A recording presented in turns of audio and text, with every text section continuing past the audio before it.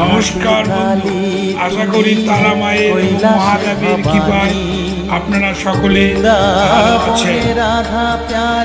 এবার বলি, একটা মানুষ সারাদিন রোজগার করে, কায়িক পরিশ্রম করে, সৎ উপায়ে কিছু রোজগার করে এনে পরে পেট ভরে খাবার খেয়ে আরাম করে ঘুমিয়ে পড়ল।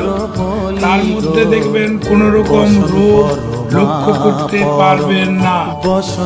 আবার একজন অসৎ উপায়ে রোজগার করে বাদাম, ফল, পনির, মিষ্টি খাচ্ছে, তার মধ্যে প্রচুর রোগ সঞ্চার হয়ে যাবে এবং সে দেখবে সুগারে, প্রেসারে পরিপূর্ণ হয়ে যাবে।